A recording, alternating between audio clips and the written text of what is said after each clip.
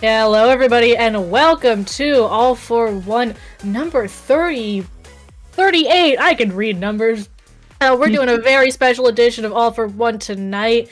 We are doing all modes. Yahoo! And I am Kater. I'm joined today by my wonderful co-commentator Sasu. How are you doing? I'm doing okay. Local time, New York City, it is 9:39. So some people may be a little drowsy, but for us, the game's just getting started. And so far, we're looking at our gold bracket round one, I believe. That's Yes. Sigma Squid Lords versus Red Leviathans, essentially, with longer names, but cutting them a little, Yeah, bit short, I the full suppose. name of Sigma Squidlords is Sigma Squidlords of Destruction. So they've got a lot going for them, a lot of power behind that name. And then on the other hand, we've got Red Leviathans or RL. Looks like we're swapping around the order to make Alpha and Bravo be correct. We are looking at, I believe, best of three single elimination for this bracket, if I'm not mistaken.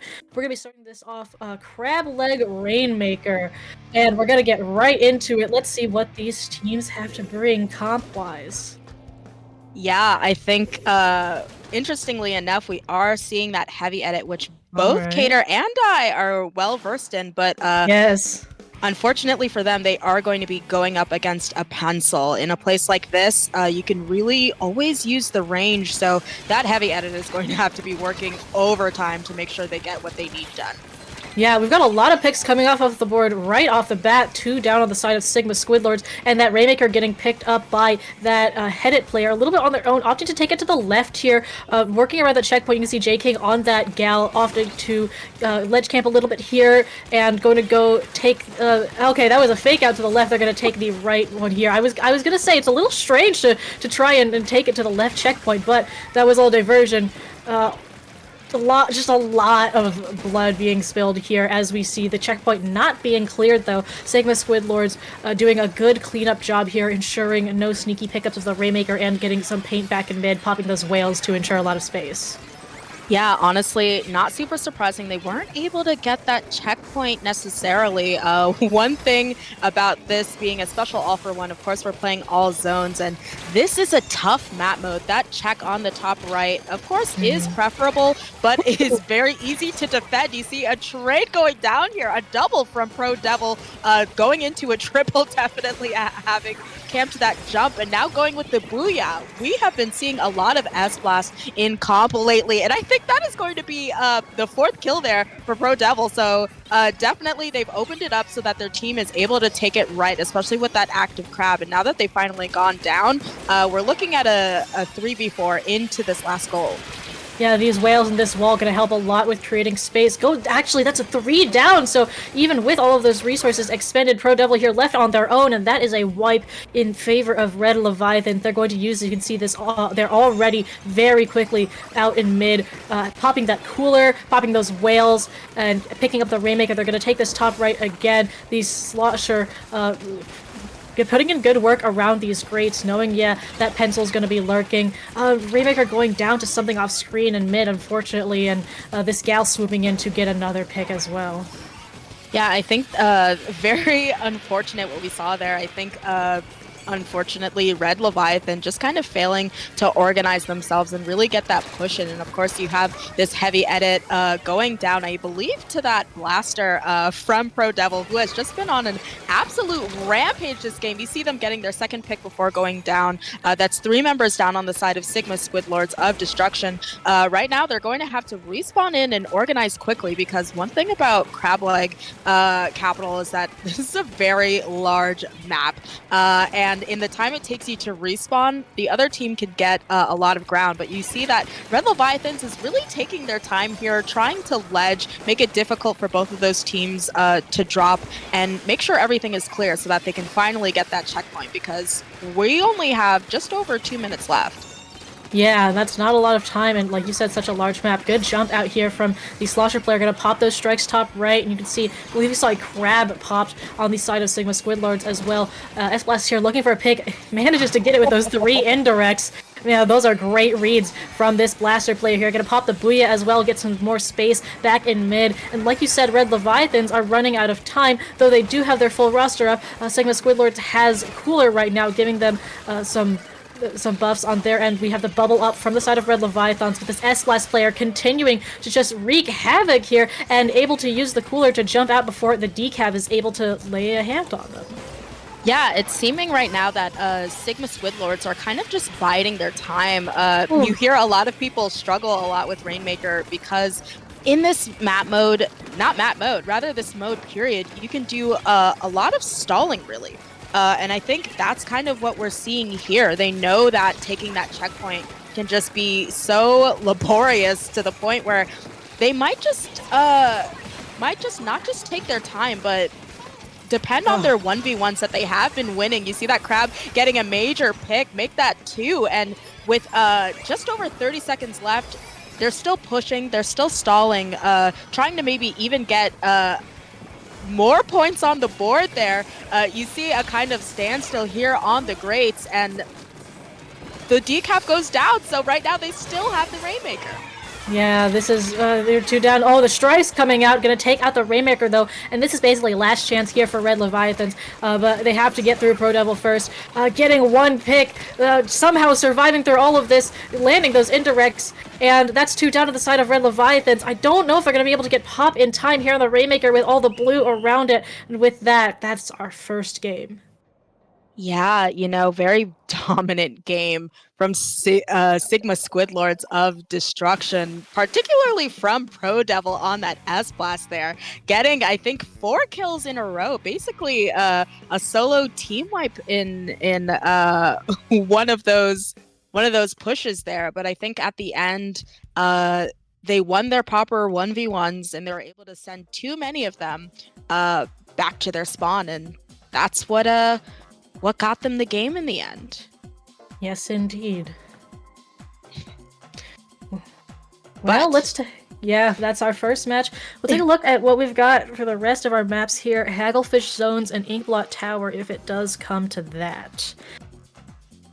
And I'm sure that Red Leviathans is going to try and make that happen because they are, us being at match point essentially, they're gonna have to push to that 3rd game if they're hoping to stay alive, since this is single elimination. But if there's anywhere they're going to sort of make a bid for that 3rd game, I'm gonna think it's Zone Hagglefish. Unlike Crab Lake Capital, Rainmaker, I think this is a more common map mode that you'll see. Not to mention, so many people love only zones, so a lot of people going to be used to this map mode. Swap up to the pencil here.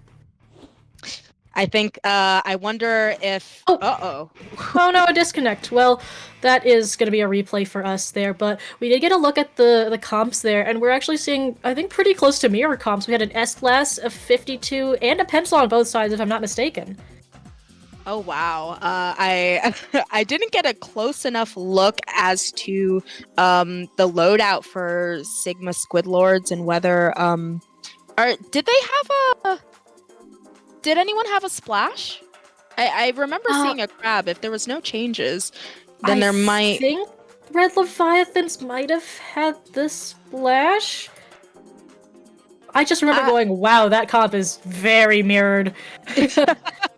Yeah, definitely. I'm wondering if we're seeing that change to pencil because us as edit players, we know just how hard countered you can be from pencil, and quite frankly, this is a really good map mode for a charger. Of course, the charger can just stay up there on tent and just kind of put the paint down, chip at anybody who overextends. So if they're able to have a pencil in a place like this, not bad to use the range to their advantage, for sure. Definitely. Well, hopefully we get that player back up and in the lobby. Wouldn't be a Splatoon tourney without a connectivity issue. Yeah, honestly, even lately, I'm wondering if there's like a netcode issue or something's going on over there at Nintendo. Maybe the Switch 2, they know it's coming out. They just kind of gave up or something, because honestly, it's been a while since I've been watching an online tourney without at least one disconnect. And I don't know if that's necessarily super common to see minimum one disconnect per tourney. I've I don't also know. had the same, I would say even minimum like one disconnect per commentary blocks that I've been doing lately, which is a lot. Yeah. All of my commentating blocks have had at least one disconnect, and most of them have had more than one per set. Yeah, I remember, So yeah, sometimes it's individual players, but like sometimes it's not. You know, I recently in last Slow Inc, I played a set where I'm in North America. I was subbing for a German team and we were playing a team from Australia. And we didn't have any we had some latency issues, but we didn't have any disconnects. And then the set immediately after that, we just explode with a DC. So I don't really know what's going on there. Or like another time I was streaming a CCA match, I think, and we had a host disconnect, so they tried again. We had another host disconnect. We switched hosts. That host disconnected, and eventually I hosted for the rest of the set. But anyway, listen, enough talking maybe codes. Nintendo has their life together because we are back in. Hopefully, we will not see another disconnect in both of these All right. teams. There's the splash, the fabled splash. And Ryan, I really hope, I'm sorry for the mispronunciation, but we're sticking to that slosher. So other than that, though, very mirrored comps that we've got going on here. We'll see how these interact with each other. We're going to see a little bit of interaction on the alleys to the side here, whatever you like to call them, with some peeking going on. Yes, you see both of those teams very sufficiently checking those flanks to make sure there are no surprises, and 3 members are already down on the side of Red Leviathan. So now it's time for Sigma Squidlords to really push up to essentially their spawn and see if they can get a sufficient amount of bullying done. But you see they do kind of go back to the zone, probably playing it very safe, though not too safe since obviously they have an active crab here to threaten anyone who tries to move forward.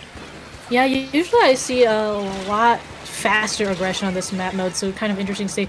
We do have that S-Blast going down, Sabuya's coming out, Whales coming out from the side of Sigma Squidlords as well. You can see that Pencil and the Blaster combination really working out for them. Sim kind of a little bit on their own here on Glass, not really able to help teammates, kind of just getting pelted with everything. Has that Booyah, but as a last-ditch effort, we're going to see J King come into the zone here, take down one, neutralize the zone. Everyone's painting like their life depends on it with the strikes coming out. That is going to be a zone flip at 2 remaining for Sigma Squidlords right there.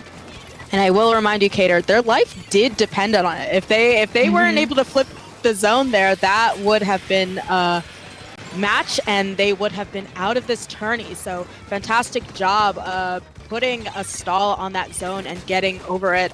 Sigma Squidlords already taking that zone back, but with a nasty penalty, 71 ticks. So right now they are making their way through that while Red Leviathans has the time to regroup and figure a little bit of stuff out. Of course, they have that Pencil no longer on heavy edit, just kind of getting some paint down as they get that cooler, send it out to their teammates. And right now we're looking at a Pencil v Pencil and some work to be done on this zone, but great aim there is going to give them a pick. And right now the zone's in a bit of neutral as both teams bid for the control. Yeah, Red Leviathan's able with that person advantage to get momentary control of the zone, but they didn't have a lot of the control further off the zone and the follow-up picks that Sigma Squidlords had in their first push. They are getting it though. You can see the Slosher here pushing up, somehow being the last one alive. Oh, we had someone come around that right side of the zone. I'm not entirely sure who it was, but they absolutely did their job. And now you can see Pro Devil here just waiting underneath this ledge for somebody to show up, somebody to try and drop here. There it is. That was getting a double out of that. That's pretty much a soul read, I feel like. And that's again leaving the Slosher with their strikes being the only one on the zone, and our penalty is ticking down now. Only 20 left on the board for Sigma Squidlords, as we are going to have to get something done. We have the Booyah going out. I think we have the strikes going out as well, trying to last-ditch flip the zone, but all of those specials can be painted over. They do flip the zone on their own, though. That's another 3-down situation with the Gal being the only one alive, so this zone is going to get very quickly flipped over, but I'm surprised those specials weren't painted over. Honestly, I'm kind of not. That is pretty powerful to have a booyah and strikes on zone. You cannot push that or you will go down. So I think that also Sigma Maybe I'm Squidlords biased as a splatling. Sigma Squidlords, I think, also playing very careful. Despite their dominant game, you've noticed they've really neglected, even when they have Red Leviathans down in a wipe or a 3-down situation, they are not moving up to their spawn to really bully them hard. So I think this also speaks to Sigma Squidlord playing careful. And as you can see, Red Leviathan has painted over that zone. They currently have control, and I think that yeah, with this dominant game, it's a question as to how they haven't gotten knockout yet. Well, I also think that this slosher on the side of Red Leviathans has been going for a lot of these more risky plays. We've definitely seen them leading the forefront of the charges, especially for a lot of the more aggressive pushes that Red Leviathans have been taking. And I think that's what's really keeping them afloat right now. Unfortunately, though, with the crab taking out that pencil, that is opening the door for a lot of paint to be laid down by the crab and the pencil duo there. And with these repeated takebacks of the zone, this penalty is a lot lower than it was before. But Sim here getting a nice pick with that S-Blast. They have to lock in now, though, unfortunately getting taken down. But we do have the zone going into neutral, Whales coming out, all of this paint going out. No overtime, though, as the zone does not get flipped fast enough. Oh, and we're taking an aerial look at that zone, which Yeah. does look very orange. But unfortunately, it was not enough. And that is going to be the set 2-0 in the favor of Sigma Squidlords. Really well done biding their time and playing careful in that last game. Yeah, it was very interesting. Take a look at this replay here. This is the very end of the game. You can see everything going onto the zone right now. And I think, yeah, it was neutralized, just not quite enough orange to actually cap it in favor of Red Leviathans. Yeah, and with that final drop of ink just not going down in order to flip that zone, this is going to be a set for Sigma Squidlords of Destruction, who are going to move forward in the bracket. But definitely a lot of congratulations to Red Leviathans for playing very well. And yeah, that is going to be the set, and we're gonna take a short break, I think. Until Yes, we we get are. to the next set. All right, see y'all in a few minutes while we set up round two.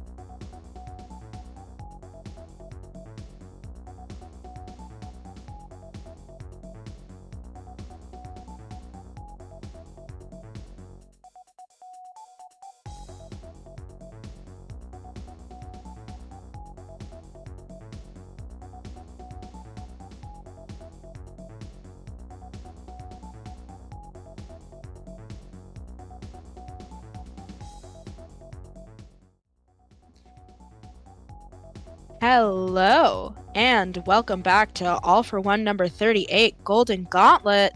I'm Sasu, I'm here with Cater, and we are looking at, I believe, round two of our gold bracket. Yes, we are. We've got After School Sweets Club versus Goodnight Lewis Pickleman, which is, funnily enough, the 48th seed out of 49 in this tournament. So now they're here in gold bracket. That's pretty cool. Also, I know some of the people here. That's also pretty cool. Like Omazen and Plant, who is a Carbon Deco player, and Ivysaur, who actually I don't remember what Ivy plays. But yeah, I know of some of these people.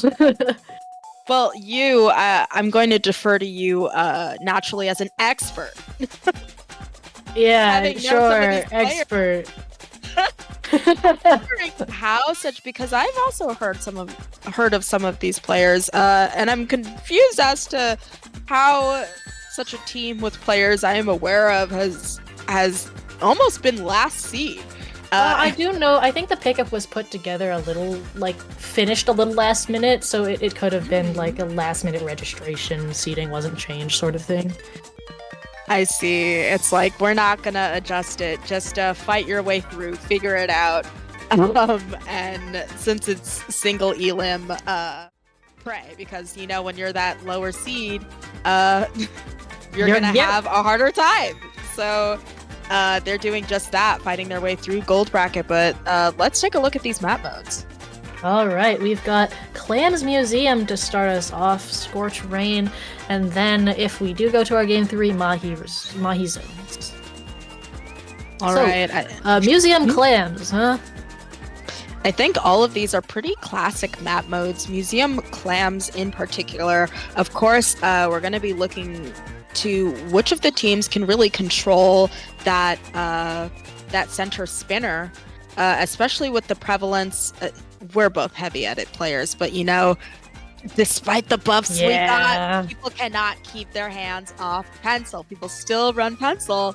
So I'm looking to see whether we're going to see one of these teams with a very dominant pencil just posting up in that center spinner, or alternately, if either of these teams has a crab user, whether they're going to have that quintessential crab on the center spinner and the rest of their team may be able to push and get their way to basket. Yeah, I wouldn't be surprised that middle spinner is, like you said, a very strong place to crab from. I am pretty sure that Plant only plays Carbon Deco, so as far as I'm aware, we will be seeing that. For some reason, even though you very clearly said Carbon Deco, my brain just nullified the Deco and was like, Zip Carbon? V Carbon. I mean, well, I have a teammate that plays V Carbon. Your teammate's stronger than I could ever be. But all right, so we've got Ivy on that heavy edit. Okay, Doolies and then Dread, and then on there we do have Pen versus Edit going on here. We've also got Doolies on both sides. After School Sweets Club opting to run those Tetras. Yeah, it seems as though we're seeing pretty standard comps with a little bit of a twist. Two members already down from Goodnight Louie Pickleman, and I think two more going down. It's just a bloodbath currently, and I don't know if either team is necessarily able to push, because as you can see, it's back and forth with these picks, and neither team really is at a strong advantage. So yeah, I think it's just bloodbath until any of these teams can get any sort of control. Yeah, picks really going out here. Both teams now have their full rosters up. Two specials up on the side of After School Sweets Club as well. You can see Big Noob here just trying to take this spinner, use that cover to their advantage, and they are able to. They're going to go for really, really risky plays there. Unfortunately, not able to divert attention for long enough to Plant to get something off, and we see the members are kind of scattered right now, forcing that jump out, taking down the heavy edit as well. This is now the chance for After School Sweet Slip to go and push in there, tossing that one clam. Just a little bit of juggling going on here as they slowly make their way up towards the spinner of Goodnight Louie. Yeah, you see Big Noob going down there in a trade. No shock there. Tetras, I think both of these teams have a very risky weapon in their arsenal. You see that Carbon going down, that being the risky weapon out of Goodnight Louie. versus the Tetras that are on the side of After School Sweets Club, but the barrier is broken, and somehow I think After School Sweets Club able to get in a ball, but unfortunately with no power up despite their 2 power clams, those members are going to go down. So unfortunately, they aren't able to get past that quintessential 60 mark, and that's going to be really tough since they've given the other team a free power clam. Yeah, aggressive crab here coming out from Big Noob. Not quite able to catch Omazen though, and Omazen managing to jump out from that little corner there. We are going to see a push go in though, but that is 3 down. Plant being the only one up though, that clam being tossed forward with no one able to come and save that. Plant's able to save the clam farther back and jump out with that though. So clam economy still in the favor of Goodnight Louie right now, but they did give up a lot of enough of mid. We do see, however, though, Big Noob already immediately back here. Clams. Okay, you know what? That was a wrong call for me. They did not give up a lot of mid. I thought they were going to, but they managed to keep their presence here very, very strong. We're still playing the game pretty much on the spinner of After School Sweets Club. This just feels gosh. like, I don't know, like a crazy PB where it's just about getting picks, because you see from POV, almost none of these players can really stay up alive enough that we're not just bouncing from person to person. You see Big New getting a really critical pick there, but they're just trying to sort of clean up their plat right now. They know that After School Club is in a place where they can kind of push. You see Plant babysitting that clam just in case somebody goes in and tries to take it there. But yeah, we are already at a minute 30 just below, and there's only been 1 power clam with no follow-up scored. So both of these teams are seemingly very evenly matched, and with 3 members down on Goodnight Louie, maybe it's time for an even bigger lead from After School Sweets Club if they're able to organize. Yeah, value here on those Tetras going in, and in fact getting a lot of value. We saw them get a double. Now they're tossing these clams that are on flat back to mid so their team can try and form a power clam. Getting taken out here, unfortunately, though, we see, I believe this is Big Noob here on the dualies, coolered up as well. We are going to see the pen here carrying this clam put out some more paint. Plant here has that Zuka, gonna look for a way to use this to maybe open up some more space for Goodnight Louie to go in and get this push. Big Noob here gonna use the crab on their plat. Move to mid though and try and get this pick. Does get the pick on value and gonna move in. That is a wipe out, and so I believe we did see cooler though, because you can see all of those members are already back. Plant having to dodge the Reef Slider. So even with that wipeout situation, that's 2 down on the side of Goodnight Louie. We are going to see Omazen come in, get that crucial pick, and that is a wipeout, but now on favor of After School Sweets Club. So despite that, I think the cooler from that pencil absolutely coming in clutch here, not letting any push happen. That is crazy, and I think that they still do have their power clam that they earned from having their basket broken open. So I think they still have a little bit of hope left in this OT, and that is going to be a loss in the Dooley v Dooley for After School Club. But right now, Goodnight Louie just has this optimal crab, and a pick is going to put enough people down that if they have the clam economy, if they're able to move up fast enough with this wipeout, but it's not enough time.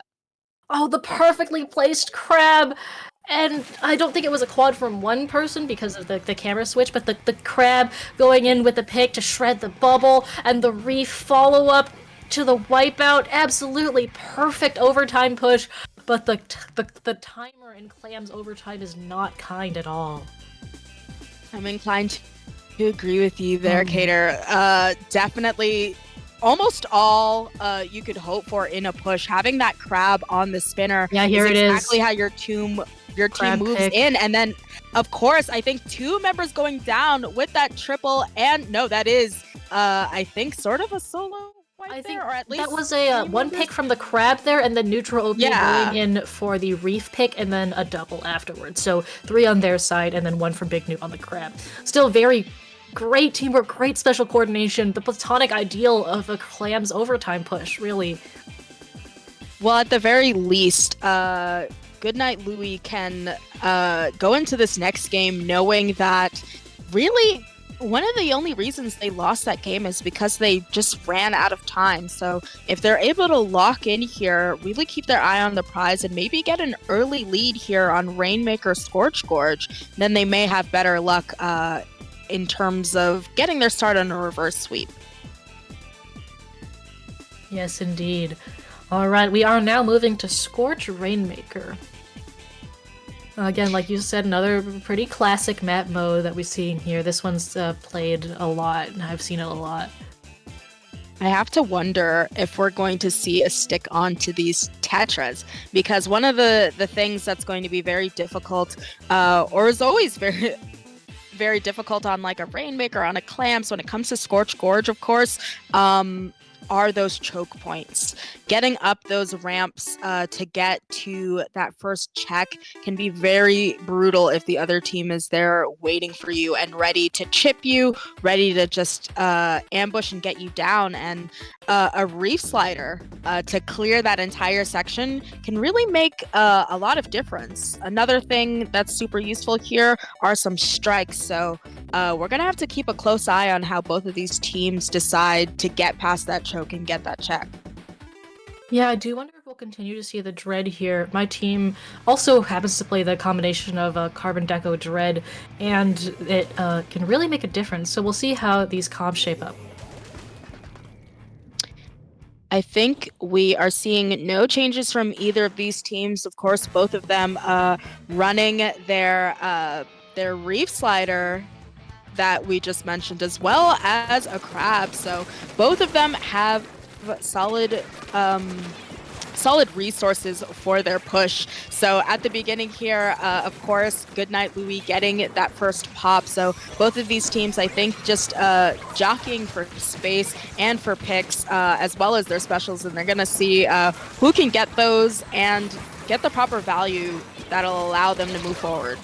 Yeah, we did see early coolers from both of these teams, so despite all of the early picks here, all of these players are going to be coming back really fast. And very similar to the start of the game that we saw last time, a lot of players going down very quickly. We're going to see Ivy on the side of Goodnight Louie pick this up with support from Big Noob on the other side, a little bit of pincering on Omazen. They're able to take him out. Plant is going to come up here to this checkpoint. Lots of paint going out, but Rainmaker taken out right before they can get past that checkpoint here. Yeah, that is very difficult, but it seems as though they're able to get that pop, and they have the reef slider that forces them essentially off of the map. So even though there was a little bit of a stop there, they immediately dunk it back and already take control of this port area. They have a lot of points despite not that much time going past. So I think there are still members of Goodnight Louie in that court area sort of holding for their teammates to go back. And right now, After School Sweets Club is scrambling to see how they can just get rid of all these people. Oh. And Big Noob's somehow able to take it, and despite pretty much every member of After School Sweets Club being focused on them, take that all the way down to 12. I believe that's another maybe 18 points for them. We do have a little bit of Tetra funny business going out, taking out the head it there, but Big Noob is able to come out and clean that up very quickly. I'm sure as we are both anchor players, as mentioned before, I'm sure you know how that feels when you just kind of get lasered by the distraction, and it's just like, oh, well, I can't do anything. Rainmaker does reset here. We have the reef slider going off, as well as the cooler coming out here for After School Sweets Club, and we still have presence here from Big Noob, making all of After School Sweets Club have to pause and redirect their attention. Meanwhile, you can see Plant going into the bubble here, unfortunately paying for that. Omazen here on this decaf, taking a bit more of an aggressive stance. Teammate on the Tetris going down, though, leaving them alone. Unfortunately, not able to stay alive. Big Noob, though, gonna swoop in and take care of this Rainmaker, doing what dualies do best. Yeah, that is going to be 2 members down on After School Sweets Club, but they are going in there again for that pop, because I think once you get that pop and you get that dunk, as you can see, it's not super rare for this particular map mode to encourage a lot of rat gameplay. When you're in that court, it's so easy for people to just scatter and skitter around and really take a lot of fights. So you see that After School Sweets Club once again grabbing that Rainmaker, trying to sort of bide their time, not really eke out those points, but instead just wait for it to be completely clear. And I think they go down to that reef slider. So right now, out it's going to be Goodnight Louie who'll get this pop. Yeah, absolutely huge slider there, and I think they're just holding the Rainmaker here so they can do cleanup without having to worry about After School Sweets Club taking the Rainmaker sneakily, which is a really smart move, whether intentional or not. But yeah, absolutely huge Reef Slider here for clearing out that court area. Very, very nicely played, because I could have seen that snowballing into something very bad, taking value out as well mid-slider, and I think they've recognized that their cleanup is pretty much done as... What? Hey, no! No, hey! What happened, Cater? Oh my gosh, right under our nose. I complimented them so much for that turn, and then the commentator cursed me, and After School Sweets Club is like, no, yeah, we'll just... Listen, I was myself thinking that this was a genius play. They had a long time left, and I was thinking that After School Sweets Club would be extremely hard-pressed to get to that Rainmaker, but apparently they did it. I shouldn't be so shocked because they have Tetras. And if it's anything that Tetras will do, I'm not even sure if it was the Tetras who were back there, but I'm assuming it was, because this is very much so Tetra behavior to just sneak past everyone, pop the Rainmaker somehow, and eke all the way down to 1, meaning that Goodnight Louie now has to somehow figure out how to get... I mean, look at where they're keeping it, though. Oh! Big Noob going in for something, but yeah, they're gonna play lame, win game this, and wow, yeah, they're gonna stay in. I think that's a Rainmaker free zone, but it's just not gonna be enough time to take them out. So with an absolute squirrely, scrappy play, and you see all this orange down here, After School Sweets Club, I guess getting a bit of payback for that last game, and this time making sure that they're able to tie up that knot at the end there. Man. Because the last time we saw the Rainmaker, it was completely blue and huge. It was totally blue. Yeah, okay, here's where Ivysaur goes down, and now they're like, okay, we're gonna do this is Big Noob taking it up as... Okay, yeah, this is the nice push. That's a really strong push, too. It is. I think I never actually got to say this, but I was thinking that with how we saw both of these teams play, this match is really gonna be who can take it farther up the ramp. And see, there's the pick, there's the slider for clearing out, and then Goodnight Louie is like, okay, we can play cleanup here, because that's his other... But here's Omazen jumping to whoever took the Rainmaker and getting a double, which is absolutely huge. I think actually it was their splash. It was the splash, yeah. Wow, yeah, the fact that they were able to pop that Rainmaker by themselves, seemingly, unless one of their own members mistakenly popped it, and then one of the opposing members was able to. So, but that was what a masterful gambit there from After School Sweets Club. And I feel cheated, and I'm a commentator. Like, yeah, you know, it's listen, we can't be everything everywhere all at once, and sometimes things will just happen under our noses. And honestly, maybe it's more epic that way, because they got the wool over Goodnight Louie, and they got the wool over us. So big ups to After School for that. Yes, indeed. But we'll see. There is no hiding. There is no sneakiness as much when it comes to Mahi Mahi zones. Very difficult to sneakily eke out points on a zone where the objective is stationary. So going to definitely be interested to see this, especially because Tetras, particularly the Tetras that are being used, can be such a menace here. Yeah, but we're best of 3 though, so we're not gonna see it. It absolutely breaks my heart that we're not gonna be able to see anything. Listen, I can't read. I thought no, that's completely. I'm a Splatoon player. It's to be expected. True, very true. I can't read. You ever seen a Splatoon player try to read the rules? Me neither. But that was wow. That really hurts to be Goodnight Louie here. I'm thinking they took the first game. I think my brain was confused since it was so close. It was. I do believe that last minute Clams push had the power to take the game, but unfortunately no. And it's I mean, if you're them, that's really unfortunate, because they were just in control for a lot of that last Rainmaker match as And well. that's a 2-0 set, but it didn't play like a 2-0 set. So like we Absolutely were not, no. discussing before, Cater, the score doesn't tell you the story. No, it does not. Well, we are going to take a really short break and set up the rest of our gold bracket. I believe we are going to be going. We're waiting on a semis. Not waiting on, but we are going to be seeing semis next. So, stick around. We'll be back in just a couple of minutes.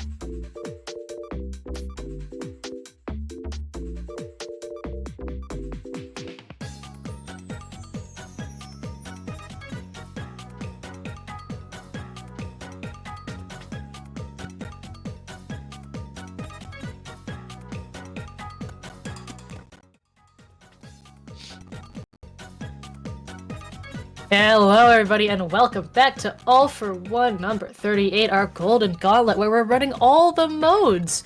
If you are just joining us, I'm Kater. I'm joined here today by my wonderful co-commentator Sasu, and we are looking at goal bracket semi-finals right now. Here's a pickup name versus slow joiner.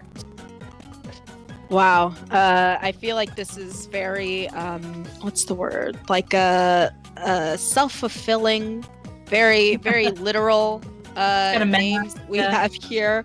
Though apparently not all that literal because slow joiners, believe it or not, fully in the lobby before here's a pickup name. So maybe they were just setting themselves up so that you can't be too mad at them if they join slowly. But maybe the slow joiners were the opponents we faced along the way, or something along those lines, you know. But we are in best of 5 now because we are in semifinals. We're gonna be running it back to Hagglefish Market, but this time we're starting a tower instead of zones, which is what we saw before. Yeah, in my opinion, significantly more cursed map mode here. Rather than zones. Tower can be so unforgiving on Hagglefish Market. It can just be very snowbally, and even though getting past that second check can be quite difficult, of course, you have that top right that is very difficult to push and can be a little bit easier to defend. Once you're past that second checkpoint, I find that you're kind of home free, Cater. So one of those teams definitely going to be looking to stop those pushes in their tracks so that they do not get past that critical checkpoint, I imagine. Yeah, it definitely gets really snowbally after that second checkpoint. I would agree with you there. We are also going to see after this Scorch again, but clams this time. So I would argue the less cursed map mode for Scorch, but that's a personal opinion. I just don't like Scorch Rainmaker, okay? That's just me. But let's focus on Haggle TC right now. We got the machine coming out. And the side of here's a pickup name, pin on both sides, and Squeezer coming here out here for opening Gambit Squeezer here from Sherbert. So as well as Blue Glugas. So Slow Joiner is having some very interesting weapons. Y'all make a wish. It's been a while since I've seen Glugas come out in Tom. Yeah, I'm thinking, firstly, speaking of a while, here's a pickup name, has double Zuka. Ooh, yeah. I feel like that's not necessarily something that you see all that often. And meanwhile, Slow Joiners is definitely going to be looking to end a game immediately with their 2 displacement specials in their Booyah and their strikes, but with 3 of their members going down and quite the tower really quickly heading towards that second checkpoint. Right now, it seems as though Slow Joiners just being utterly bullied in their own spawn. So with 2 of their members going down, they're going to have to drop and figure something out right now, because right now it's looking like here's a pickup name just making their way steadily to the final checkpoint. Yeah, we did see that second checkpoint fall, and there is that third. Very little fanfare there. We're gonna see the GG strikes try and come out. I guess not really GG strikes, more like preventing GG strikes, but unfortunately a little late there. And you can really see the pencil trails is, wow, very, very fast game there from pickup name. Yeah, super decisive game there, as with just about little to no resistance. They really just go a 0 to 100 game, really. I think it's a possibility that it may have been like a weapon speed thing as well. Things like Glugas try to get set up a little bit more, and maybe were possibly run down or rushed down by those faster weapon choices on the side of pickup name. That is a good point. I think there may be a little bit of delay in terms of like the weapons that they're running. So we're gonna see if they're looking to change some of those around here in Clam's Scorch Gorge. I imagine they will, because Booyah, of course, after its significant buffs has been used a lot more, but I can't imagine that you're necessarily that the Booyah is useful enough that you're going to want to stick on those Glugas and keep it for a map mode like this. Yeah, definitely possible. Just interested to see if they do decide to change, because again, sometimes when you see those slightly more surprising, less meta weapons, it's because a player has decided to put a lot of energy and effort into perfecting that weapon specifically in a meta not necessarily the friendliest to it. True. We do see a lot of funky, or rather less common picks due to people maybe one-tricking these weapons. But if you're going to have a Gluga on your team, of course, you need everybody else to keep a fast pace to compensate for those Glugas, especially they get sort of locked into where they are. They're not as mobile as other dualies. So seeing as though they're up against a shot, I think, here's a pickup was running double. I believe we saw Shot, Machine, Neo. Yes, Shot, Machine, Neo, S Blast, Pencil. I'm assuming. I don't remember. Yes, Pencil. Yeah, that's a lot of people who can just run up on you and really punish you for not being fast enough. So even if they are going to stick on those Glugas due to one-tricking, everyone around them is certainly going to have I think they had a T-Tech, T-Tech, Squeezer, and Glugas. Squeezer. Yeah, I think Squeezer and Glugas definitely going to have them with their work cut out for them, given the lack of do both of those have wall? Ooh, I think so. Double wall. Yeah. I will say though, here's a name does have a larger roster, having 6 players all active, and I believe we've got word from our little streamer birdie in our ear that they are swapping 2 players. You see, that's how it goes, and then even on top of that, sometimes depending on who's the person who has the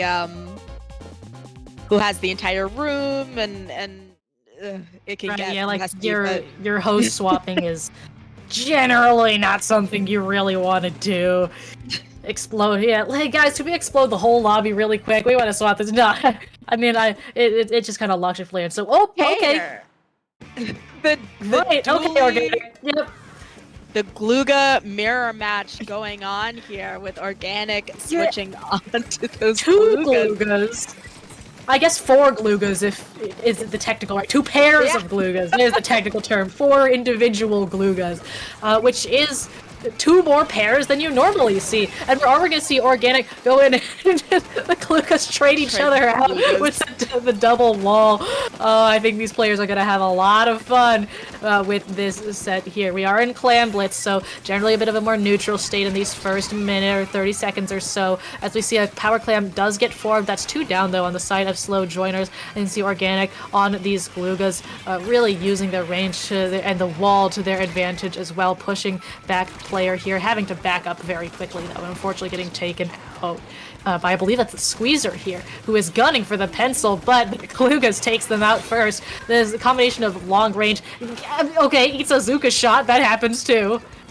Listen, the Zuka deletion is real. I have to imagine that Organic maybe saw the Glugas, said, that sounds like fun, and mopped them for themselves, getting that really great pick there before moving back from those strikes. It seems as though neither of these teams really have wait, I take that back. I was going to say a strong clam economy, but finally, here's a pickup name really getting the clam economy on their side, getting busting open that basket with a subsequent follow-up down to 60. And as you guys know, really important to get down to 60, but really important as well that the last member jumped out there, because one thing about Scorch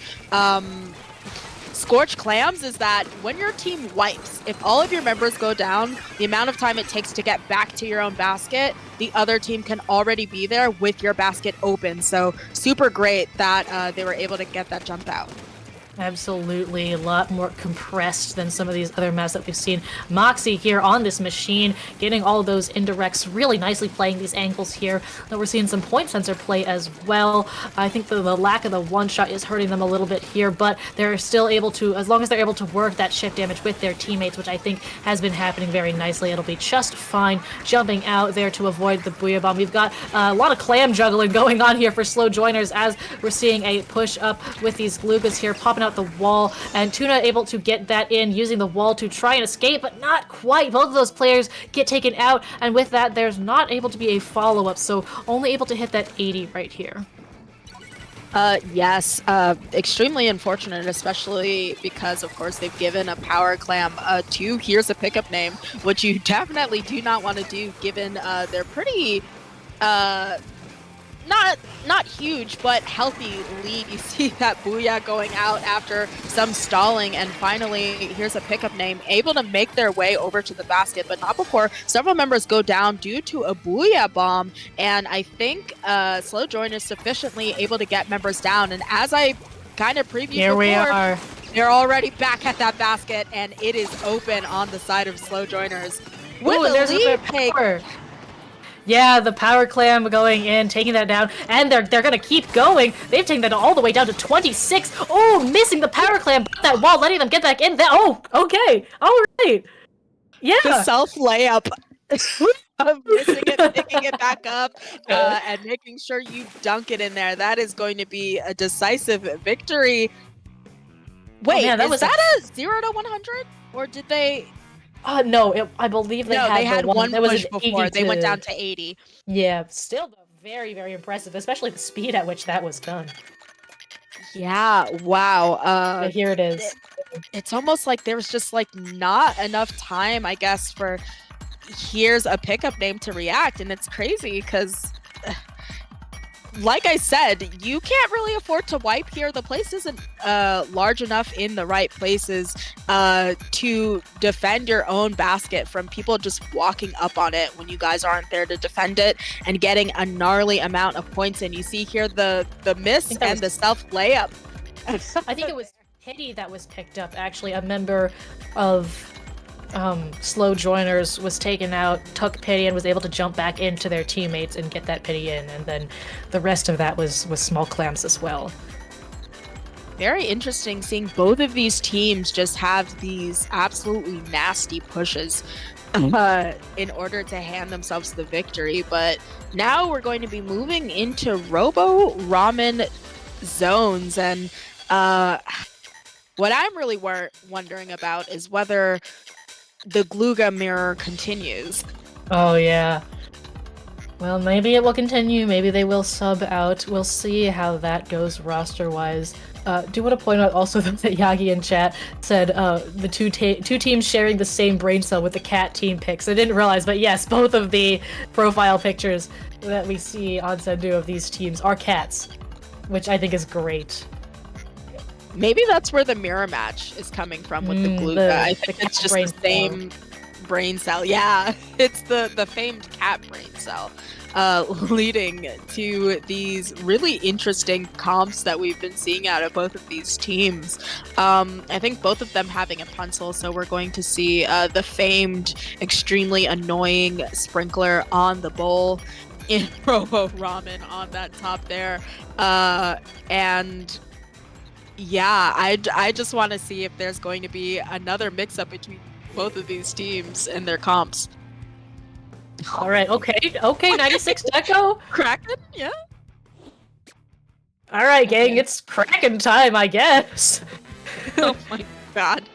Yeah, and I think now both of these teams... Is it because of the wall? Are they both running double wall as like a joke? Is this like a silly Billy maneuver here? I forgot that 96 had a wall. I think it's the cat brain cell in action here, gang. We've got Glugos on both sides. We got double wall on both sides. Although opting to... Okay! The deletion behind the wall as well. Yeah, I'm...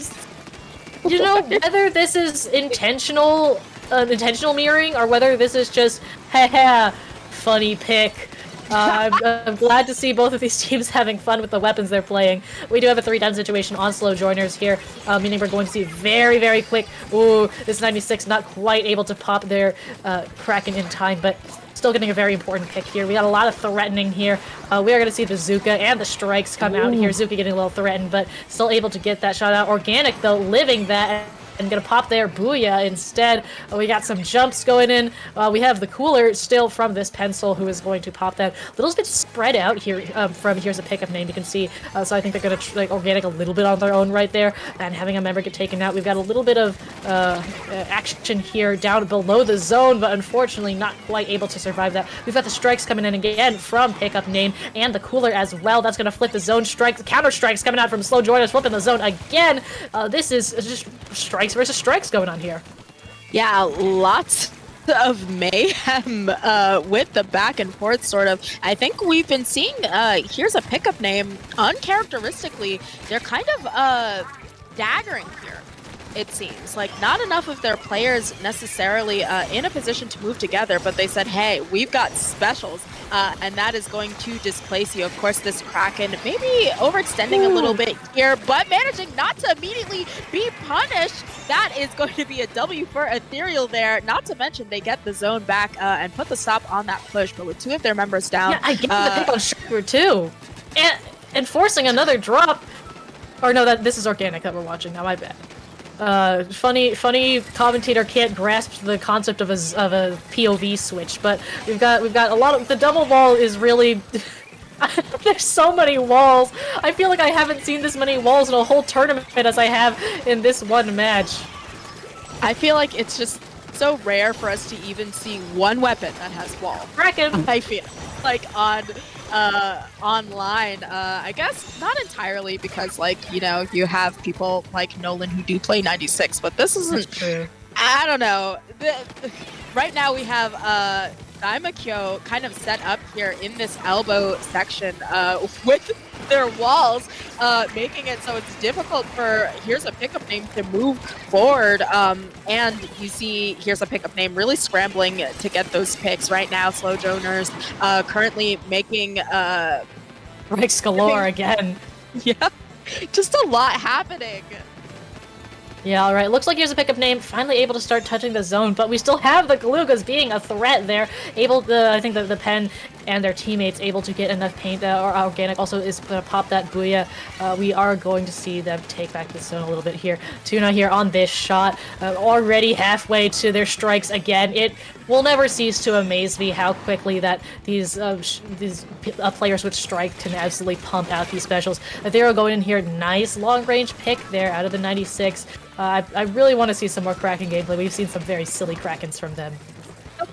Yes, but you see Inko here trying to get some paint to maybe put it in neutral, also get a cooler out for their team. So if they're able to push in, of course, they could just kind of dive at them and go down. Our score's close. Yeah, there's strikes.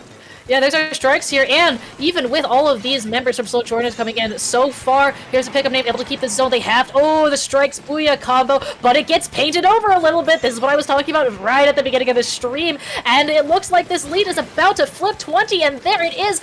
Pickup name able to take the lead here and continue by 10 points. We're in the last 30 seconds of our match right now. Slow Joiners, a little bit scrambling for the zone here. These strikes just going to go right on that zone and neutralize it right back to control of here's a pickup name. It's the Ethereal here, popping up the wall, getting one pick, looking for the second. That long range and quick kill time really doing it for them, forcing a jump out from Sherbert here.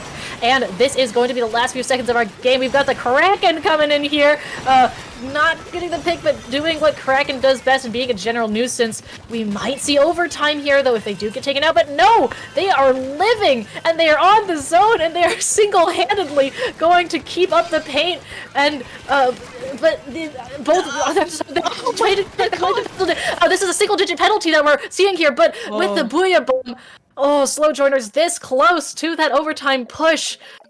So close that I tripped over my own words, but here's a pickup name managing to keep the pin on the zone. How did Ethereal stay alive there? I don't know. The wall! It was the wall! Yeah, pretty much. It's the wall. Wow. Holy mirror matched Batman. I think both their support shooters have the same special, of course, with the Gluga, with the weapon that we all in solo queue want to be nerfed, that being Gal or Squeezer. You see them get that pick on you, you're very annoyed with the pencil. So it's basically a lot of the same from both of these teams, but yeah, was just so much scrambling, and it was very crazy to see Ethereal alone there with a lone wall keeping them alive from that watchful pencil, this weighing their teammates as they desperately tried to flip the zone. What a game. Anon Pencil in the chat saying, or Anon Pencil saying, 96 got plot armor, and yeah, they really do. I guess if ink armor isn't a special in this game, plot armor is, because the amount of times I've seen players pull off plays that they absolutely should not have been able to. Absolutely, really incredible. I think the wall, the fast kill time, really lending itself well to them there.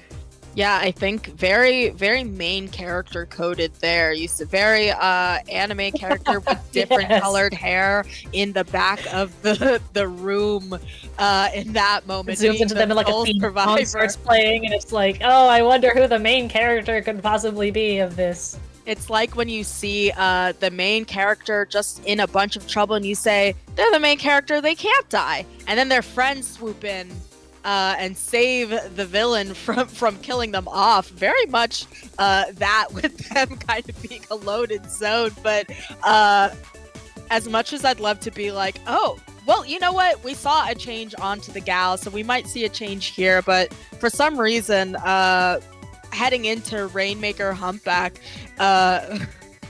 if we see a change somehow, I wonder if these teams are colluding or if it truly is the cat brain cell. Because if we see a change, I imagine it'll happen to both of these teams. I don't know. Yeah, definitely. Some silly Billy comps that we've seen already. I really hope this continues, because it really is a treat to watch. These teams really putting on a show for us here. Oh boy, but Humpback Rainmaker. So, Humpback Rainmaker, I wonder if this is time for slow joiners to kind of get that W once again, because one thing about Humpback Pump Track is it's very similar to Scorch Gorge in that it has these difficult elbows that can be hard to push past. You have to get past that ramp in order to really get to the goal. And it can be difficult to pressure those places. So seeing as though they have the displacement specials, and we do see a switch, we see a switch only from here's a pickup name. Maybe they're locking in, getting a little bit more serious because this is match point for them. So a change off of that pencil onto the heavy edit, as well as back to the original double Zuka, but an early pick there on slow joiners. Gonna have one of their members down while they try and push into that elbow area, and I think maybe get a free easy check here, but not without those strikes going down and claiming 3 splats there. Yeah, those strikes not quite not fast enough to take out the Rainmaker before they got the checkpoint, but fast enough to take out the player with the Rainmaker. We are going to see Zuka come out here, Booyah come out here, and Toon unfortunately not quite able to take that check. Inko left a little bit alone here, last one up. So they are just going to opt to try and keep this elbow space from being overrun, but they are going to have to run from Ethereal here, and this crack, and that's getting popped. They got it at just the right amount of time. Again, just 1 pick, 2 picks.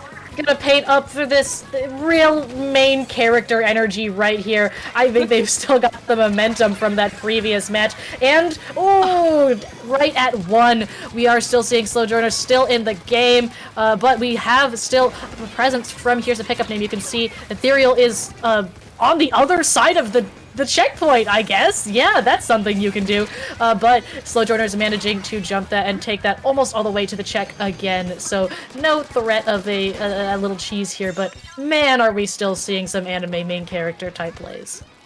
Yeah, wow. Eking all the way down 2-1, forcing the other team essentially to get a knockout if they're hoping to stop here's a pickup name from taking the entire set. But What?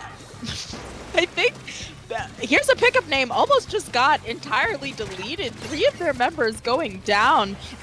Meanwhile, slow joiners just kind of organizing, seeing what they can get done, making their way into mid to set up for another push. But Zuka's going out at them, not getting the picks that they necessarily need, and it seems as though Slow Joiners has quite a few specials online. So finally, they get this checkpoint. So now it's just going to be up to them to see if they can pick up and eke out the knockout, because it's not points that they need, it's a knockout. Yeah, jump called out there, unfortunately. So I don't know if they're going to be able to continue this push here, especially with 2 down. Rainmaker is going to get picked up by pickup name here. You can see them using the Zuka, the wall to make their way forward, and Ethereal does have this Kraken again. Oh, it does go down before they can pop it, though. Man, going down in a trade there. We do see, I believe this is Organic Ink here in mid. Trying, if I have the names correct, I might not. But we just really a lot of 1v1s happening right here in mid. A lot of bloodshed that is leading to a basically 2v1 situation here on the field. Yeah, but now with all of those members down, it may be Slow Joiner's turn to really start up that push. Of course, Inko picking that up, being the backline, but it seems as though no one can really push this this Rainmaker without having someone behind or ahead. 3 of the members going down in Slow Joiner, so of course we're going to have a jump out so that Daimakyo can save those strikes that they have online. And right now, we are heading into the last minute of this game, so I imagine here's a pickup name just kind of biding their time and doing a lot of sharking, because they can just pop out and down that Rainmaker at any time. Yeah, definitely. We did see that Kraken come out here, and it looks like they are at least maybe not being as aggressive as they were earlier, but still opting for the to keep the Rainmaker in an advantageous position for them. We are going to see the members of Slow Joiners really try and poke at this Rainmaker, but it's very difficult, especially when you've got forces coming at you from both sides. Because Moxie and their teammate just made their way all the way around the left side of the map and started pressuring with the whole Zuka and everything from that left side of the checkpoint. And we also see this shot here almost at Zuka, going to opt for some melee fights instead, going down there though with the strikes, with the cooler here. Still 2 down on the side of Slow Joiners though, and we are less than 30 seconds remaining. The Squeezer is going to try and go for a hero play in mid to free up some space, able to take out the machine there, very, very important. Has the Zuka as well, unfortunately getting taken out before they can pop the Zuka, and that Rainmaker getting picked up as well, though, by Slow Joiners, getting taken out, though. Pencil gone in this last few seconds of the game. The Booyah goes out. We have the pop, though. Sherbert here able to pick that up, and we are going to see overtime. They have to play cautiously here, because this is the set for them, and they're just going to run it. They're completely on their own right now. Absolutely nothing. Oh, there's the Zuka, though. 1, 2, 3 shots. They live the Zuka, and the Kraken, though, you can see that they're backing up because of this Kraken from Ethereal, having to outrun it. Oh! Does not quite able to outrun it, but man. What a chase. Yeah, I think I have a bit of war flashbacks there myself. I in this very same map mode, I was on the top right in OT holding that Rainmaker, and I was up against famed player Dude, who was on Gal. Wow. And popped, this was on land, popped a Kraken and was chasing after me in OT. When I'm holding that Rainmaker, I didn't make it out of there alive either, unfortunately. So I totally get it, Slow Joiners. Tough position to be in, especially when you're in overtime. Yeah, but that movement to avoid the Zuka that we're seeing right here, very impressive too. That Kraken, though, just very, very unfortunate. I think you can see a little bit of a movement prediction, but also just Kraken is fast. Kraken is invincible. It's a whole special. Yeah, and that is going to be the set in the favor of here's a pickup name. I can actually see with my eyes this time.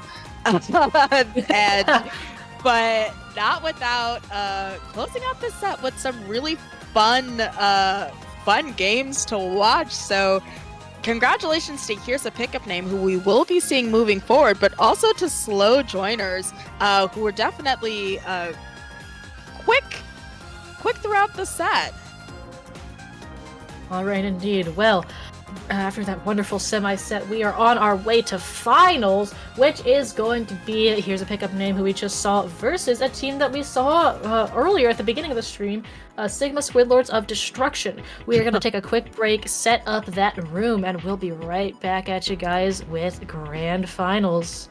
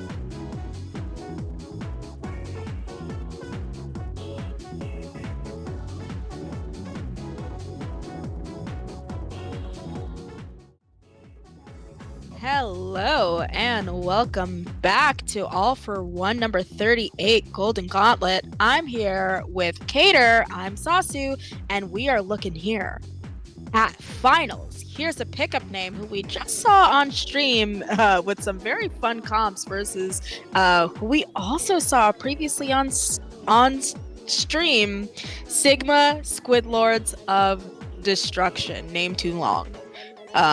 For the display anyways.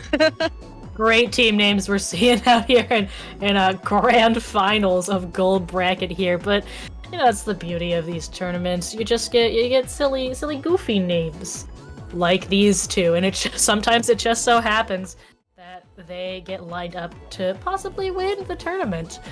We are looking at these maps here. Now, we were told by our staff and streamer to expect some great, wonderful maps in grand finals here. So please tell me, why am I looking at Manta Tower? Why am I looking at Makeup Clams? Umami Zones is fine. I'm a big fan of Umami Zones, actually. That makes me very happy. We saw Crableg Rainmaker before. Inkblot Tower is fine, I guess.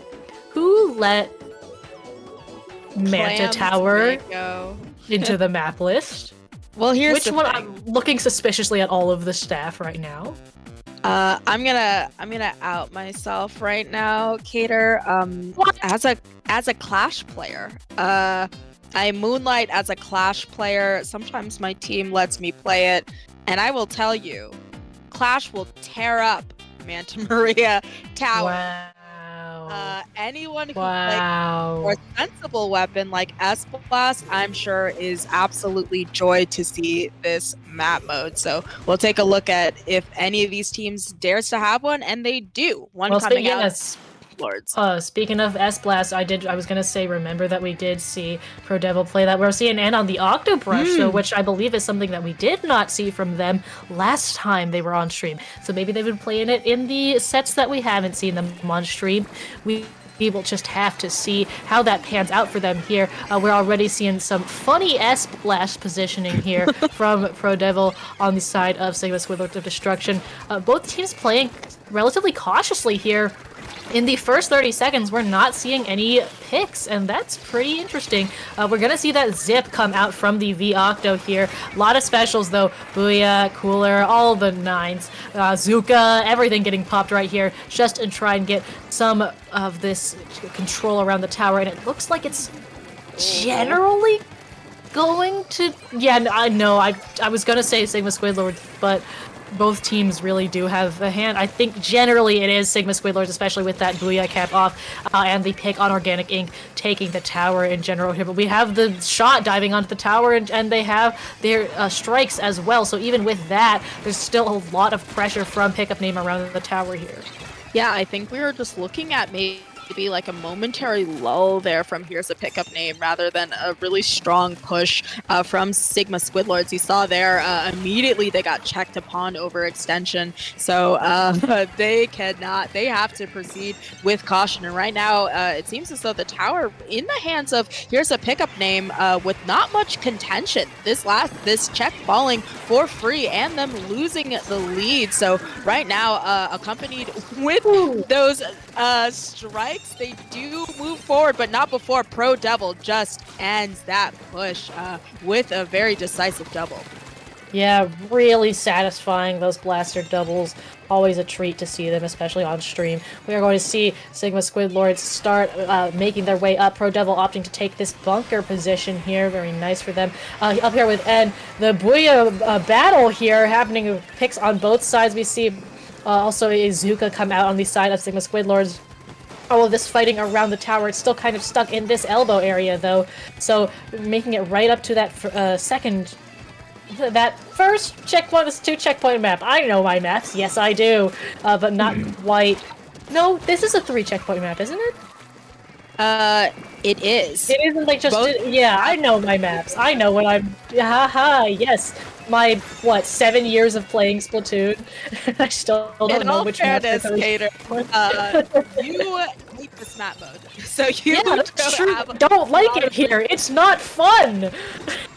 So, this is about where the first checkpoint is. Both have broken past it, so they're making their way once again to the second checkpoint. Two members are down from Here's a Pickup Name. You see N with that zip there trying to get some of their picks, but one thing about the second checkpoint, one of the most difficult to defend, but having successfully done that, Sigma Squidlords still just making their way, and I think that having Pro Devil on that S-Splash just makes this map mode theirs to lose, and I think they may be able to close it off with a bow, and they do it.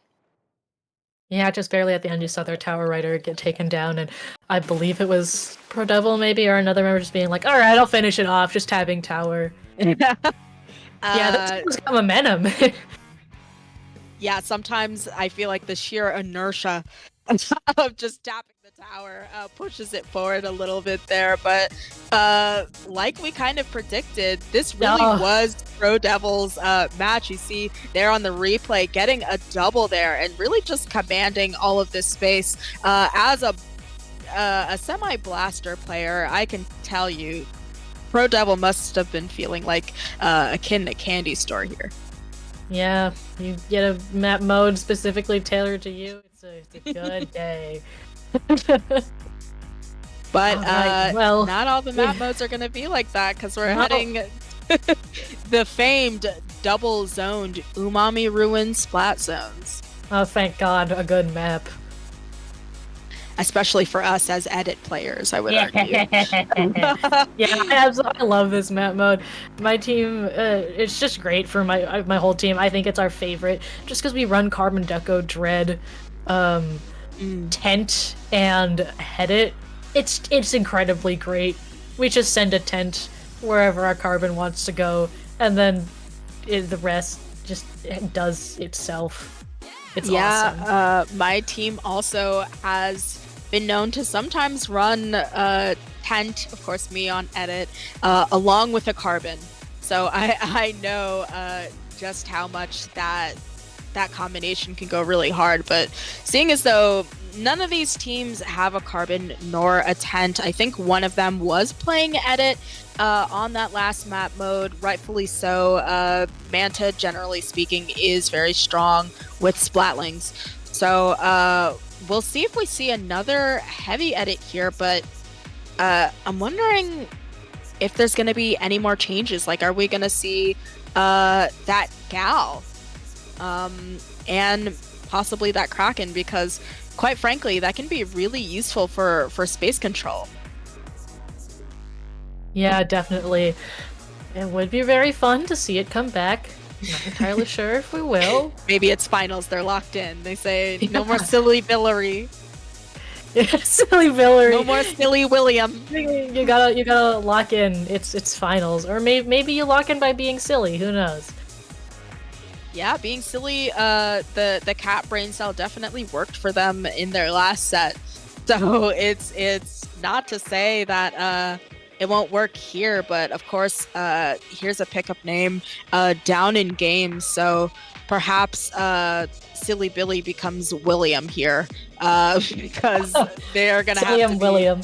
Sillium William, because they may have to be a little bit more serious here, and I wonder if that also culminates to a switch off of the Glugas, because of course I think we only saw those Glugas in that second game in that other match, so I'm assuming the Gluga player may have something else up their sleeve. As a matter of fact, they switched from... Oh! We do see the Gal! Yeah, alright, Gal's on both sides now, so we've got Ethereal's Plot Armor, Funny, 96 Deco there, double wall still, we got the double wall! We do have it. Wait, but double wall can they both deploy their wall on the right side, and then they get punished for it. Two members going down on Here's a Pickup Name. But I gotta say, double wall, I mean, of course they're not bombs. It's hard for me to advocate for double wall, but at the same time, imagine if you're coming up to the zone double zones and you're met with walls on both sides. Yeah. I'd be very annoyed by that, but of course, this Zuka comes out along with the Booyah Bomb is going to be enough paint to switch over those zones there. So of course, here's a pickup name trying to put some paint down in order to neutralize this zone. Kraken coming out, not necessarily finding a pick during the entire duration, putting up that wall and checking a member of Sigma Squidlords into the wipeout. Yeah, see, wall best special, trust. Or special, wall best sub weapon. you gotta trust the process here. It's gonna work out. We do see that Zuka not quite finding anything, but again, the double walls helping Ethereal jump out into mid here. We are likely going to see a lead flip, though. Again, it is pretty early on these leads. Crab, Soda, Booyah combination. Ethereal popping another crack, and very good, very slippery with these movements here. Getting those indirects, not quite getting a pick, though. We have the whales come out as well. Lots and lots of specials being popped around the zone here. Torius getting a little bit cornered here, and Ethereal again helping check those players that are left alone, using their range to check Dome as well. Very nice playing this weapon really to its full potential. Another pick there, and just continuing to put a huge amount of pressure up on Sigma Squidlords.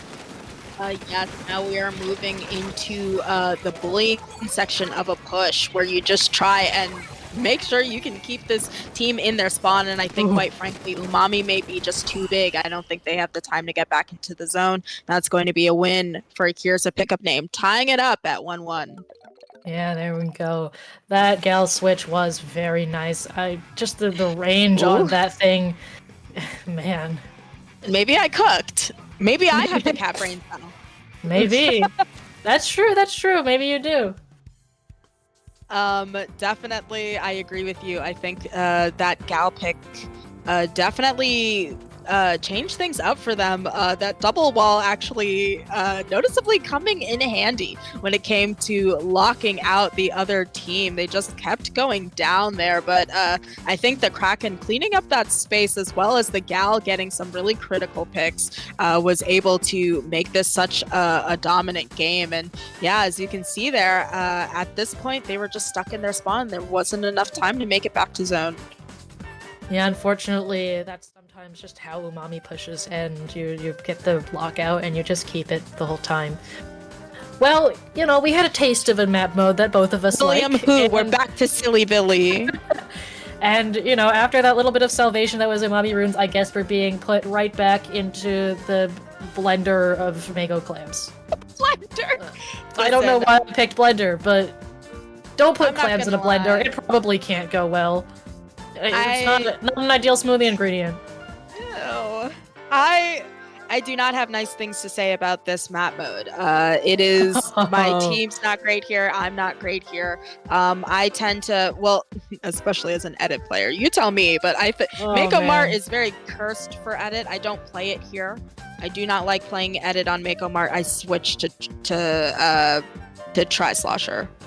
That's so real. I switched to Try Nouveau. I do not want to deal with edit. I think you shouldn't be playing, at least in my opinion, I wouldn't play a Splatling here unless it's Nautilus. So you can hold your charge.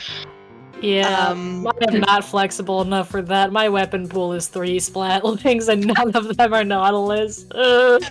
Splatling or Splatling.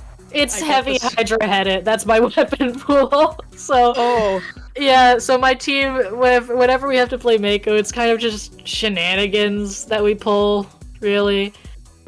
Well, these teams, this is finals. They have no space for shenanigans. That's Only true, that's fair. W's, especially because both of these teams are going to want to get this to get an early lead to that third point. Right. So this is going to be a really critical turning point for both of them. Of course, Mako Mart, as I always say, regardless of the mode, he who controls the stacks controls the game. Both of these teams are going to want to be posted up on these stacks and control them. I think we had a miss select. Let's run it back, guys. Let's put Ethereal in the S-Blast? What? Hey!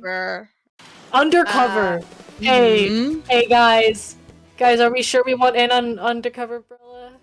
I think the real shock is that the silly Billy behavior was coming out of Sigma Squidlords of Destruction True. instead of our famed silly Billies. Here's a pickup name. So, Masterful Gambit with the GooTuber Vunder play there. But yeah, For what it's worth, I do know some serious vendor players. No, as do I. Listen, Keen says good morning. They very strong Vunder player. Some people, well, in all fairness, some people are just so cracked that you put a Vunder in their hands and they can still give you the business. So I can't completely knock it, but we are headed into Mako Mart, in which it will be knocked because I think here, given how vertical it is, you tend to see a lot of AoE. So we know we have that S-Blast, but are we going to see some changes to more AoE weapons from any of these teams? Yep. All right. Okay, Yes, so yes. okay, no more sillying around. We are keeping in on that Octobrush here. No GooTuber. It's headed time. Which, you know, we were talking about how Mako's headed experience on Mako is not ideal, so we'll see if they can make it work. Some interactions happening early on in mid here. Pro Devil opting to take more side route to try and start controlling this left stack here. Yeah, and already we have the pencil with their cooler out. Both of the teams coolered up, so they're both sort of jockeying for, excuse me, sorry, the clams that they're going to need in order to make this push. Of course, one player going down, and here's a pickup name, make that 2. So with this Booyah, I think they're hoping to sort of displace and maybe get that ball in, and they do it. So the barrier is broken, and now they're going to be looking for follow-up, and that is more than enough. The power clam going in, bringing them down to the pivotal 60 point. But I think with those strikes out, cleaning up this section, that is going to spell the end for this push. Yeah, 57 under that 60 benchmark, like you mentioned, a good place to be relatively early on in this match. Ooh, Pro Devil absolutely eating a Zuka shot there. Sometimes that's really just how it goes, and we are going to see it pick up name, start going for the zone control. As you can see, we've got Ethereal here doing a little bit of work on the left-hand side. This plat area, very, very important. Unfortunately, getting taken out before. Oh, and that's a disconnect. I think, I don't know the exact disconnect rules for Shoal. I believe it is replayable because we did not get past 230, we did not get past 50. Mm-hmm.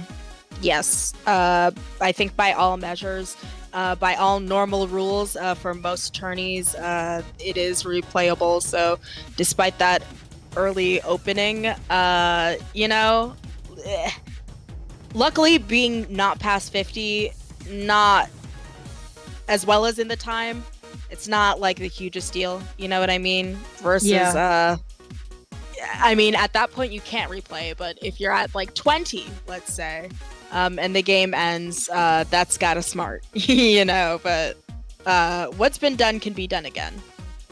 Yeah, that is definitely true. I have lost games to unfortunate DCs late game, and they just really feel awful. It just doesn't feel like you've played to your full potential, I guess. Yeah. So I'm glad that's not the case here.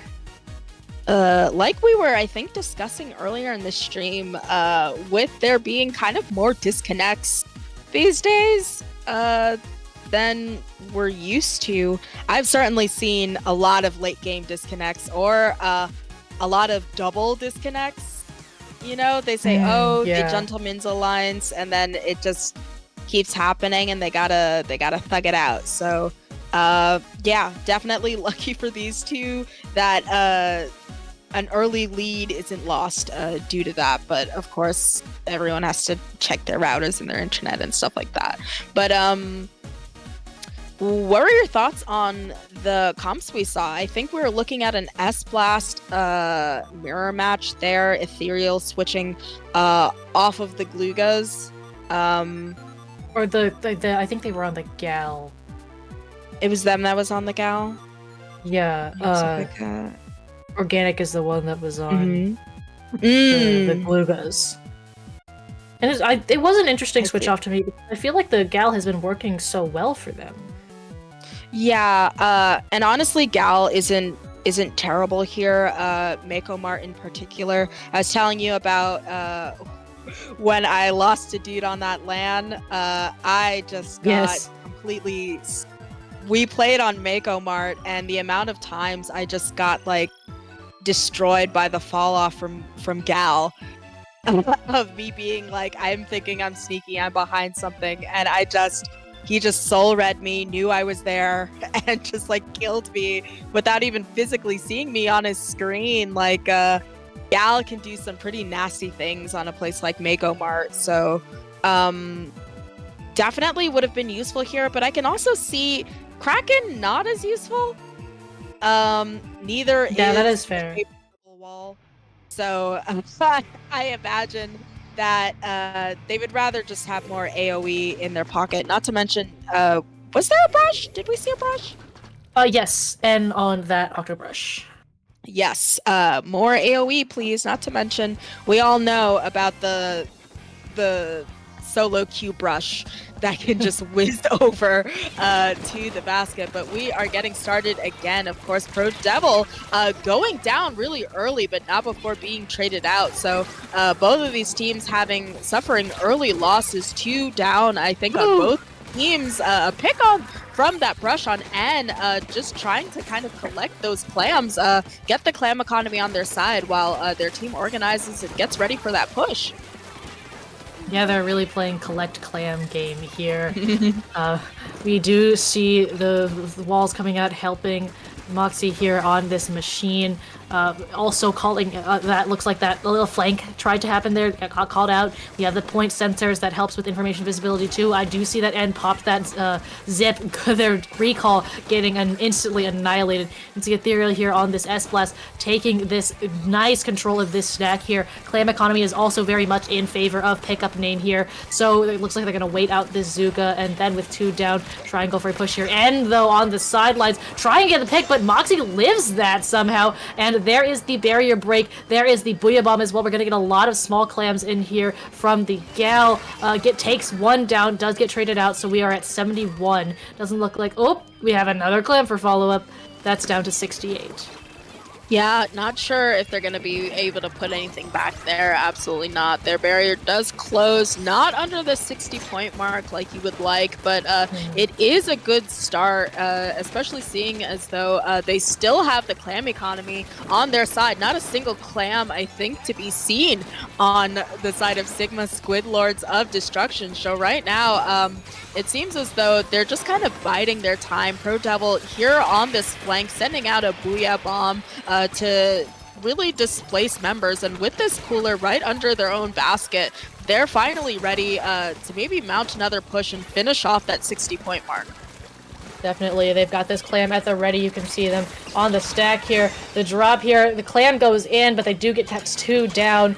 We got past that 60 mark. Ethereal, though, getting called out there. We are down to 55 here, which is a relatively good place to be. But we will see how their defense holds up in the second half of this game, because 55, not a huge lead, especially with how close that basket is to mid. Not to mention, this was done in 2 pushes, so they've effectively given their opponents 2 power clams to work with, which will already get them down to 60, and then it's not much from there. Pro Devil really working overtime, as we usually see them do, trying to just kind of get these chips in, get these picks, doing a really great job of staying alive, while several members of Here's a Pickup Name trying to jump them and get them down, but they get retaliated against with a Get Off Me Booyah Bomb. Of course, members of Sigma Squid Lords of Destruction getting 2 members down, so I think they're really well poised to push, especially with so many members down. They throw it in and they get it in, so now it's time to see how many of those points they're going to be able to tick down, and I think it's going to stay at 77, given 3 of their members going down. Yeah, I think we did see one of their members get very, very close to forming a power clam, and I think if that push had gone just a little... Whoop, nice direct! If that push had gone just a little bit more in their favor, they could have gotten down to that 60 mark, but not quite there. We are going to see... Oh, that was a very Crazy fast jump jump out. Yeah, I think possibly Soda Field, just instant jump out there. Another nice direct. We've got MLB Zipcaster here getting that nice pick. Also, there's Recall getting instantly obliterated by this Pencil here, pulling nice defense. We've got Artorias here carrying that Power Clam, trying to look for a place to go in, but Pickup Name just with this solid defense here. We have so many clams, those 17 on the side of Sigma Squidlords, which is more than enough to find that lead. 2 power clams as well. We're heading into the last 45 seconds of this match, and here with combined with these shots of Notorious really trying to get those picks in, but and does get taken out. We do see this the Pro Devil here popping this Booyah. Oh, but the Pencil somehow getting the clam in. Talk about sneaky again. Ferio with the jump, taking that score all the way down to 20. You can see the Cal is just chilling here. Like, okay, they're still there. They're probably calling for a jump right about now. And evidently they don't, because this gal is still here. I mean, now they know, of course, now that they've called out their position, but that changes the entire game from Sigma Squidlords is posing for a push to now Here's a Pickup Name is somehow still here. Ethereal getting 1, probably 2 picks around here. Pro Devil trying to save this clam, does get the pick here, but I don't think they have enough time physically to reach the basket by this point. Oh my goodness. Honestly, even if they did, the amount of time it would take to gather the clams to be able to win, I just don't think is enough with how the clam economy can be with spawning in clams. So that is going to be a win for Here's a Pickup Name, and crazy to see that back cap sort of performed by that Pencil, really derailing the game, because we saw that Sigma Squidlords had something like 3 on their way to literally 4 power clams. Could have just ended the game with 1 nasty push, and getting a little bit not overconfident, but maybe tunneling a bit on your objective can just make it so that you miss an entire Pencil behind you. There's their 55 push, which is what they had. And then, yeah, this is right after, I believe, we saw the Pencil put that clam in. You can see Ethereal here going in, getting that jump. Not entirely sure why N didn't kill that jump. I think maybe they thought they did and moved on. But yeah, wow. And you can see Pro Devil here again. Nice plays here, getting that Booyah, pulling off this direct here, but the clam timer is not kind, and we have seen that yet again. So we've been I don't know about you, I was blindsided by that Pencil back cap. All these teams here in Gold Bracket really know how to make a caster confused. Yeah, not the first time, certainly. Wait, didn't that happen with literally Here's a Pickup Name? Was it them? Was it them that did the Rainmaker thing? And that's no. I don't think it was. I think they were just both orange. It was I believe it was After School Sweep against Goodnight. Listen, the tomfoolery is insane, but we are taking a look at these loadouts gals on both teams. Ninja Squid that splash. Okay. I don't know if that was there before, but it's the first time I've noticed it. Listen, I'm here for the brain cells that we're seeing here, but interestingly enough, we finally have a mirror match in terms of this Pencil, even though we did not see one last game, but I think that having an edit, quite frankly, instead of a pen may have contributed to the struggle that Sigma Squidlords was going through. So definitely a good change, especially on a place that really favors range like Crab Leg. Yeah, that's definitely fair. So now that they've got that going for them, I do think they have a great chance at this Rainmaker game, and you can see they're already doing relatively well here. Got some points on the board. And that is a 3-down situation as well. The Splash being the only one alive. You can see them right behind that checkpoint. They're trying to get something cheeky done, and they do get one. Or no, they don't. I have completely misread that. No, there's 2 splashes. I think I have just I'm just confusing the splashes. Well, anyway, we do see a 3-down situation on Sigma Squidlords as they are able to push that to 52 on that top right here. Ethereal just coming in, taking mid, painting around them. I think they're going back for Cooler to group up with their team. Here with that Zuka online as well, ready to unleash that. Yes, and you see this crab just going through a lot, immediately maybe losing it there, as with a jump out, as here's a pickup name, going to get probably a free check with under the eyes of the watchful crab, and 3 members down on Sigma Squidlord. So now they're going to be able to pop and take the lead, and quite frankly, very difficult to push this Rainmaker, but not the most difficult to just eke out some cheeky little points. So they're already down to 45, kind of stalling, but I think with all of the with Pro Devil, of course, never one to go down easy. They do kill the Rainmaker, and right now, with that wall, lots of points to be taken for Here's a Pickup Name. Yes, indeed. We do have the Soda come out, 2 down on both sides right now. So a lot of picks coming out. We see the jump in for Here's a Pickup Name. Ethereal here, gonna go for some picks. Unfortunately, does get taken out. The Pencil here providing a lot of great anchor support for their team. That's what you love to see from an anchor. And here's gonna pop this crab from mid. Absolutely laser these 2 sprinklers. Oh yeah, that is yeah that are out here on the side of a pickup name. Is that double sprinkler? I know that Pen is sprinkler. Anyway, that's a wipeout. Oh, this is not good for pickup and name. Lead yeah. You just see a lot of mayhem going up here. A really smart sort of stall there, all the way down to 7 with a wipeout, which is terrible because I think that's gonna be a game pretty much for Sigma Squidlords, and they are going to tie it up in this finals. We're heading to a game 5. We are, in fact, heading to a game 5. These teams really giving us a show here. Oh man, that wipe situation is very rough. Crab-Leg Rainmaker is yeah, not the most pleasant to play on from either side, in my opinion. But it looks like we're seeing the first push here from Here's a Pickup Name, and Ethereal going in here. Yeah, I think this is such a weird. Yes, to 28. It doesn't feel great to push nor defend here.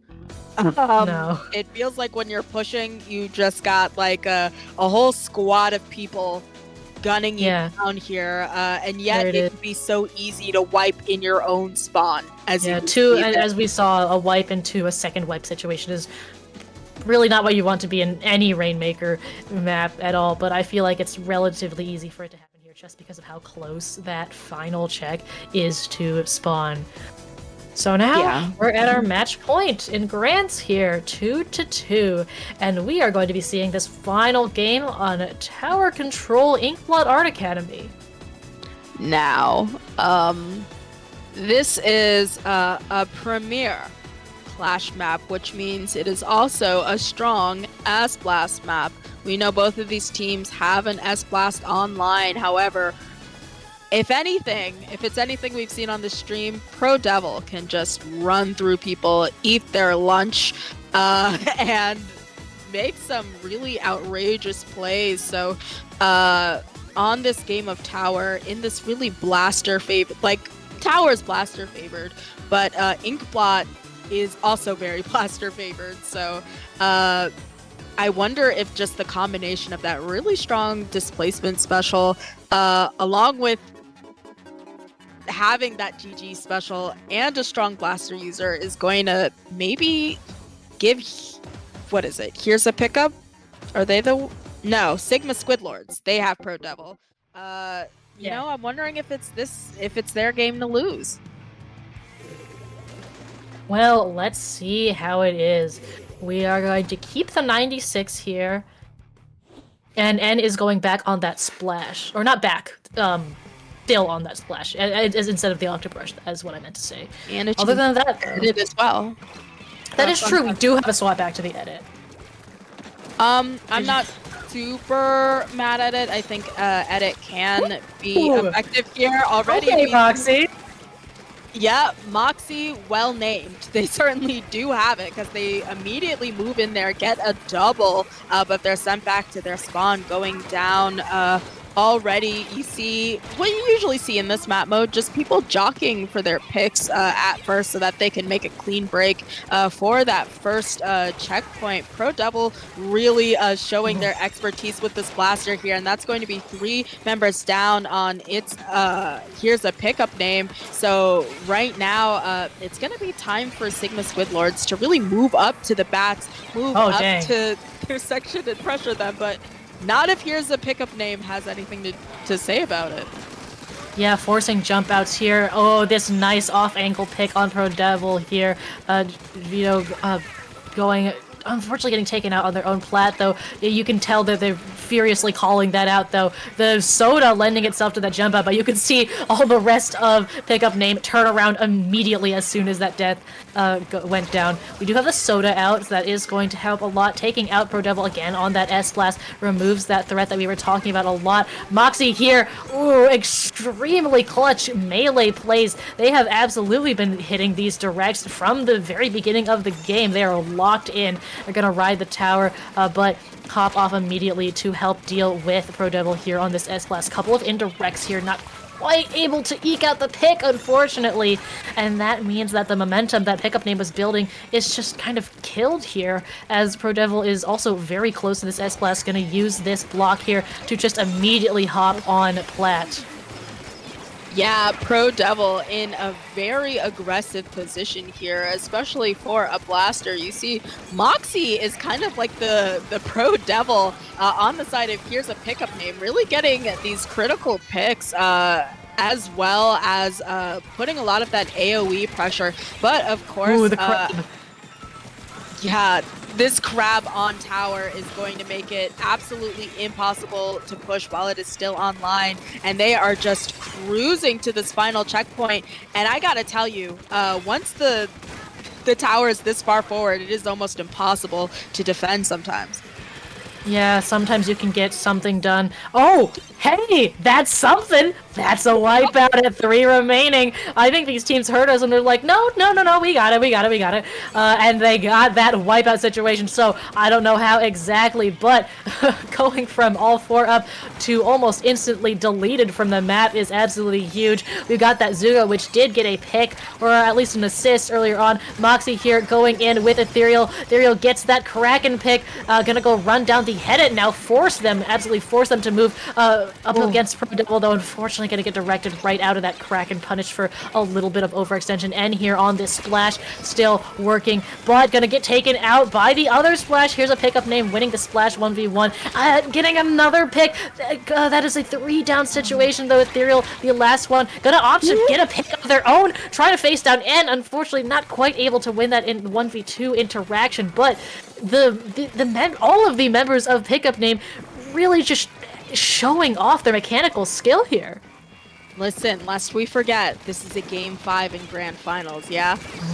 Both of these teams are everything on the line. Yep. And if they win this, they win the tourney. Of course, 3 That's members 3 down. going down on Sigma Squidlords into a wipe. So now they are well poised to get into those bats, put a lot of pressure, but all falls down in the face of the wall.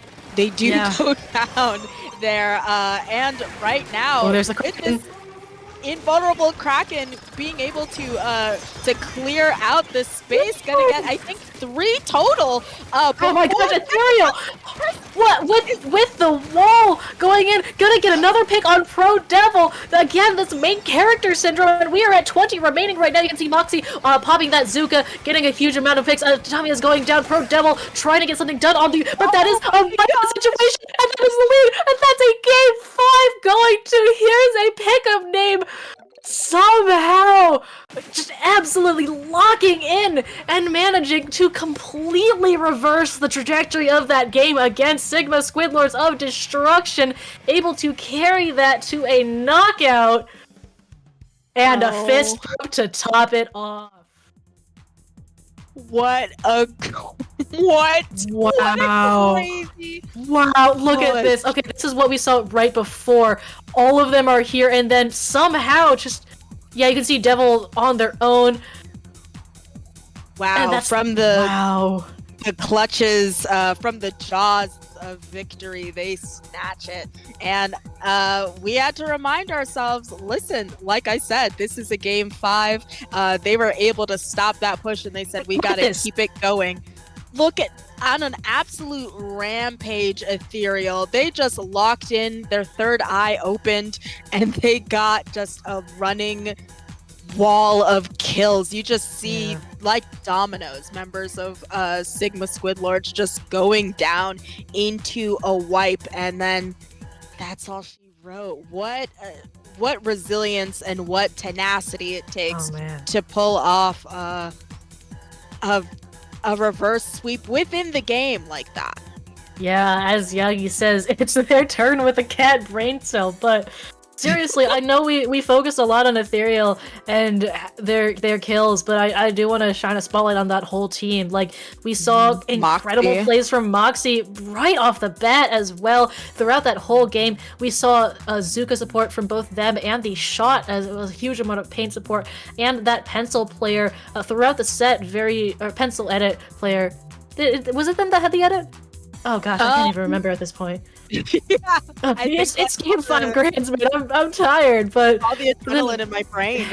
Their anchor, from one anchor to another, or 2 anchors, I guess, because you play anchor too, did an incredible job providing the places for their teams to jump to, that keeping the space in mid when it was close to a wipeout situation. And of course, from Sigma Squidlords of Destruction, we saw some incredible plays. I remember talking about like why N didn't take out the jump from Ethereal in that Clams game, and it was pointed out to me in chat that is because their zip was recalling, so they were yoinked away from the situation. Yeeted back. Yeah, they were just completely pulled away, regardless of whether they wanted to be or not. So unfortunate special timing there, but yeah, both of these teams, incredible mechanics, incredible team plays. We saw some great special coordination and just some jaw-dropping moments. Yeah, you heard how hype we were, and I hope that the chat was feeling the hype as well. Definitely gotta give my props to Sigma Squidlords of Destruction.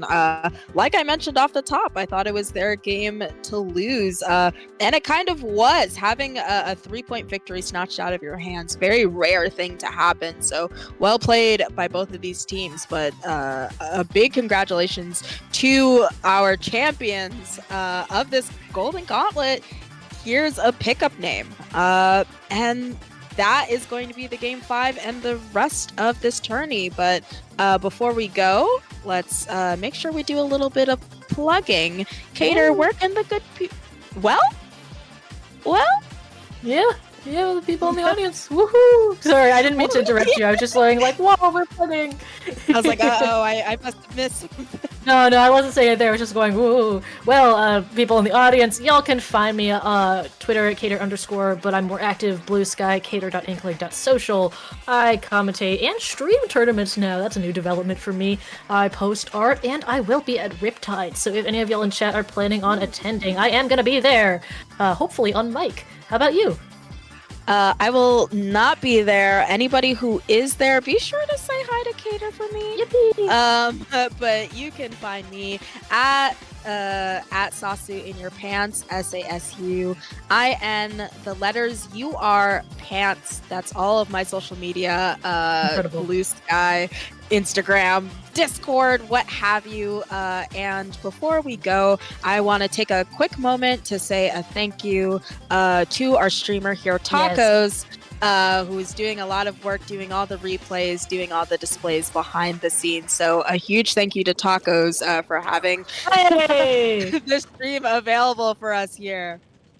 Well, there's Taco. So yes, thank you very much to our wonderful streamer and all of our staff behind the scenes here at the show. Tourney could not run without you. Could not run without y'all in chat or y'all who would come out to play. So huge thanks to everybody that made this happen. with that, congratulations again to Here's a Pickup Name for winning our all-for-one number 38 Golden Gauntlet. Until next time, stay fresh, stay hydrated, stay tuned. Goodbye!